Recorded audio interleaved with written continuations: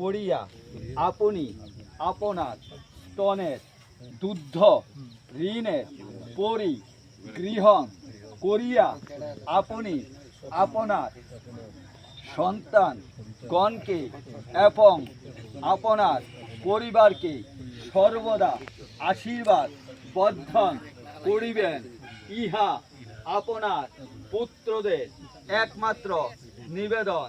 মাত্রাং দেহং দেহাত্তং সর্ব কর্ম স্থানং পরিগৃহং যথায়ং পুণ্যায়ং পুণ্যত্বং পুণ্যং গৃহং পরিস্থিতং নম অত্রায়ং নিষ্ঠং মাতৃকে দেবী উত্তরং দক্ষিণং যথাস্থানং সর্বমিত কালং ভূষ্মায়ং শিবায় শিব রূপায় সর্ব